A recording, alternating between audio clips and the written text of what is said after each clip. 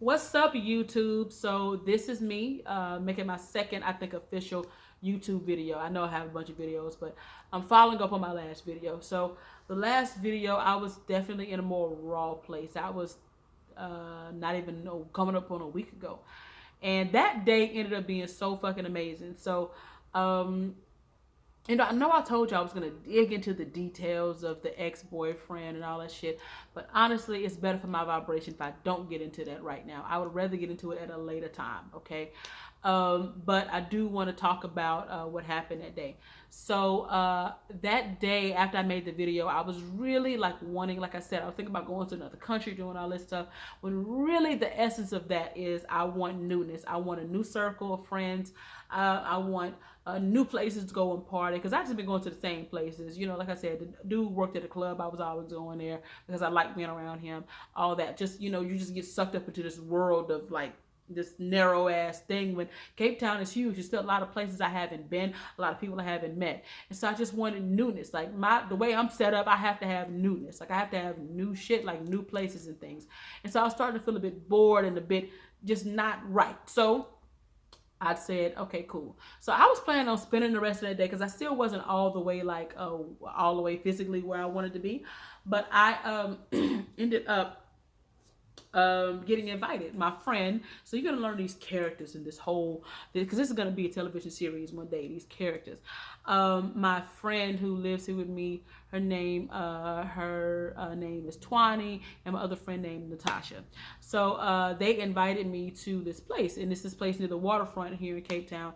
And I've never been to this particular place before. I'm like, okay, that's good. Okay, you know what? I'll go. If they would have said some basic place, I probably would have said no, but they invited me there. So we ended up going, and I just wasn't really in the mood to talk about anything I didn't want, man. I just didn't want to talk about the old dude. I didn't want to talk about him at all. I really didn't want to bring him up. I just don't want to give life and energy to that situation no more. Even though we good and we talked, it just wasn't a feel good place. I want to talk about what's coming, what's new, because it's just always something better. It really is always something better. And sometimes we just get so caught up in like this narrow mindedness of like, this is just all there is. It's not all there is. There's much more to life and to relationships and love than some broke dude with a girlfriend who didn't have a phone and who couldn't give me what I needed.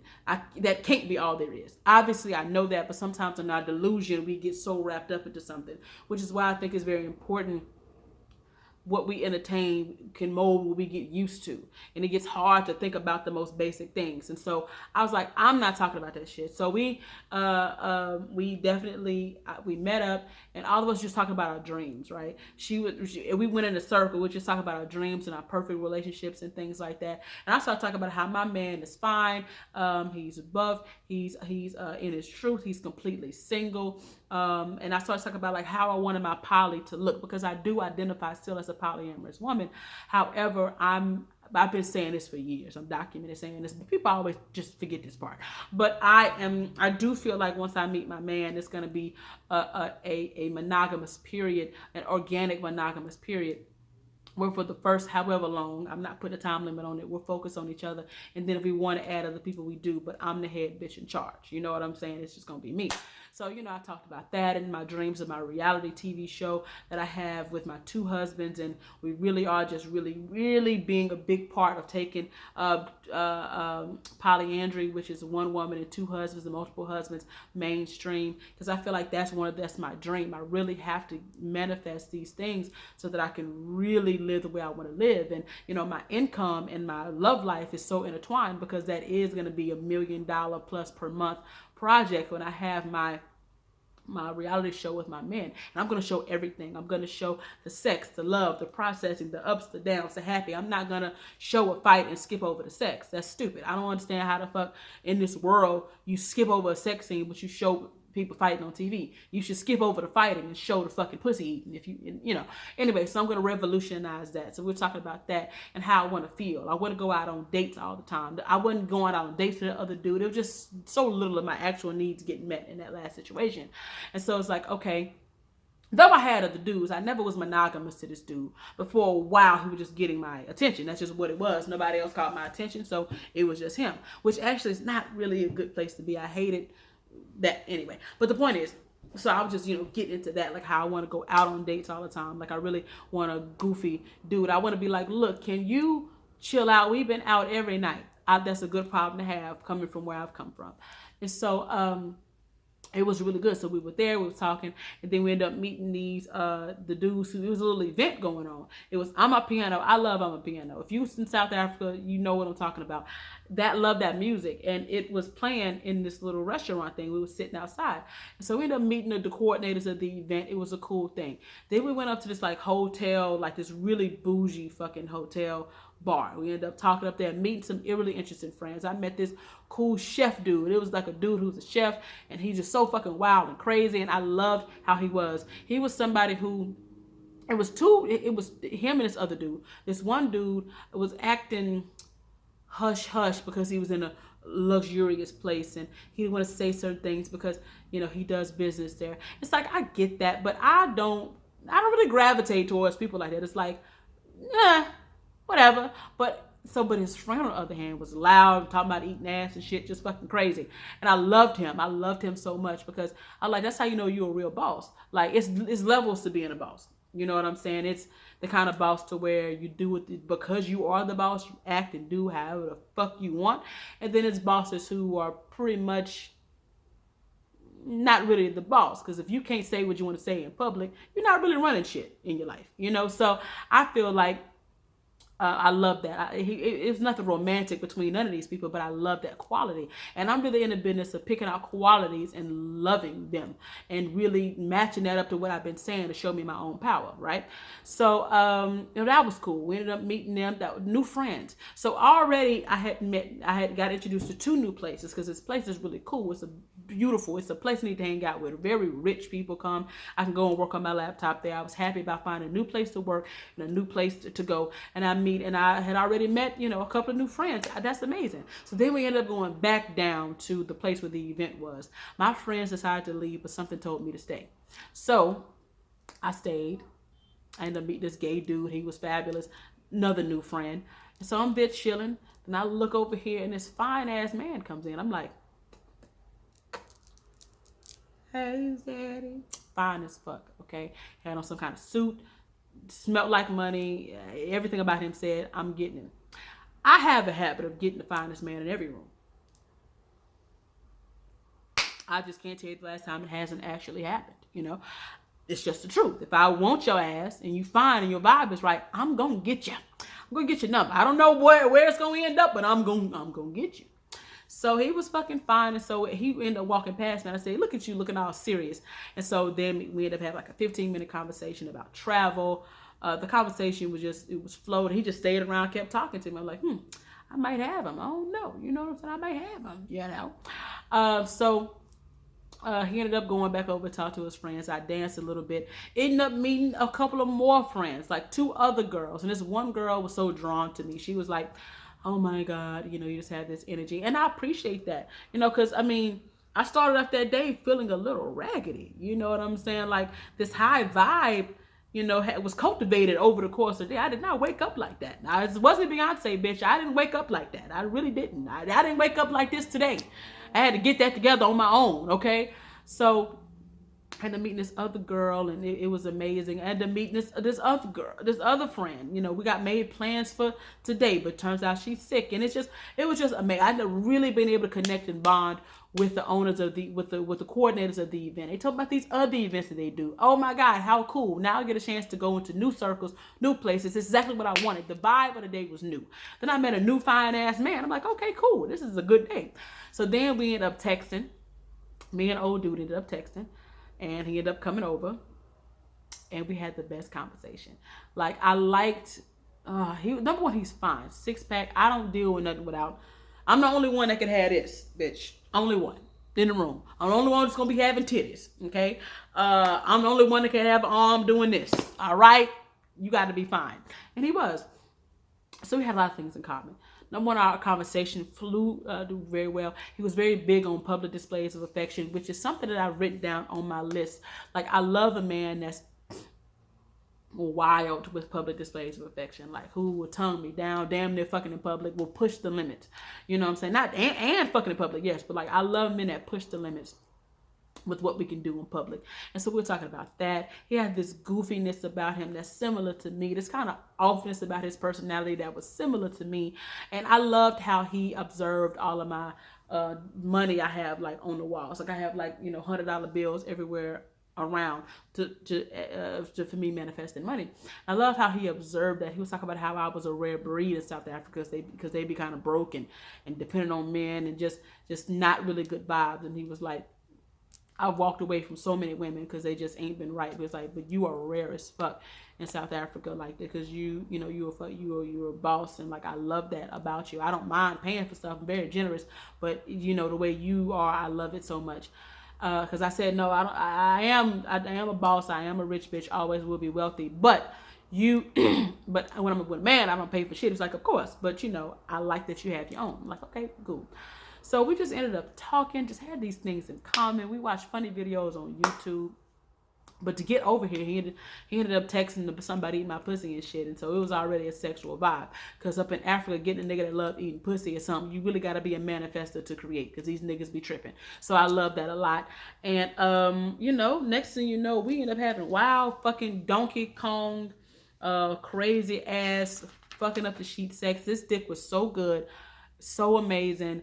He was eating my pussy. I was just enjoying getting my pussy ate. I liked the way he was sucking my titties. I was squirting every fucking where.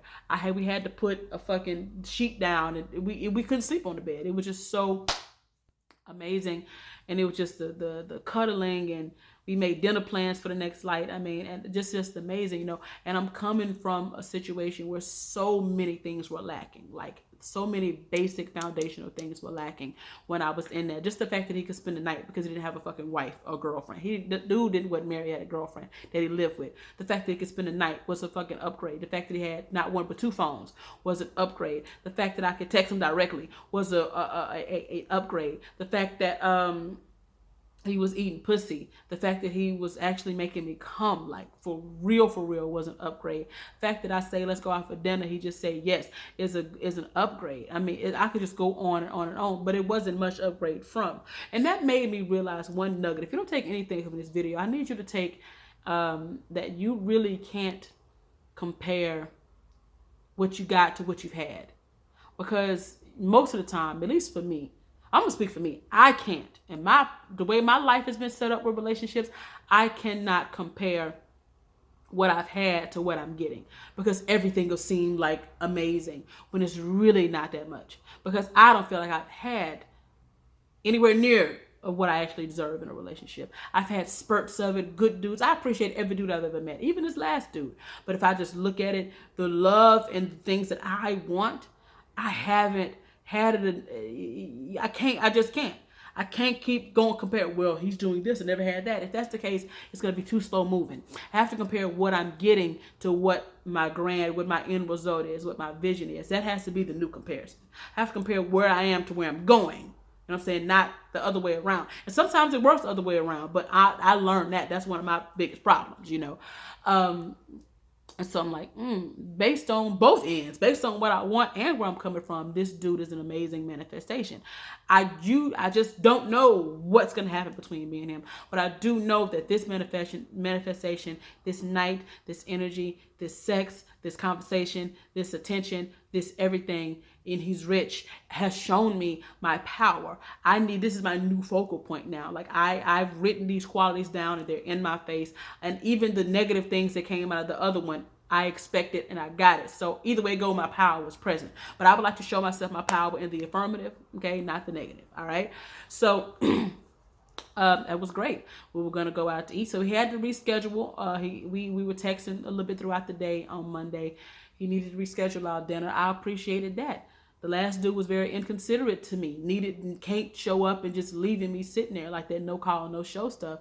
And I hate that, you know, but this dude actually needed to reschedule, and he did the right way. He called me and told me in plenty of time in advance, and I appreciated that. And then at the end of the night, we talked on the phone for 2 more hours in which he expressed, you know, the things he liked about me. And, you know, we had such amazing sex, but he was still on my manifestations. Like, man, there's so much I want to learn from you. Like, you know, you so different. Like, you just not like the average female. And I love it when men say that, because I know they really do see me for real, because my sex game is excellent, but that's the least exciting thing about me, like, honestly. You know what I'm saying? When you look at the totality of me. And so I love that he saw that. I love that he was more focused on that. I love that he was interested in learning more about manifestation. I love that he was interested in who I really am. And I told him, and I said, because you sit there and you just said that that's what you spotted, that's what you knew, that's what you were interested in, that's what drew you to me, that lets me know that you see me. And I wasn't really feeling seen all the way in the last situation. Like, I was like, you know, if you really saw me, this wouldn't be happening like this. But I've got a chance to feel seen. You know, for him to verbally acknowledge that was amazing.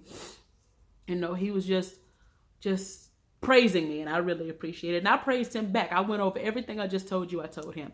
I said, look, I manifested you, and I'm gonna show you how. And I said, you know, because I had this pillow. This is all qualities of a man that I want. And I wrote them all down, and I sleep with it every night. And I told him that there's so many things he matches.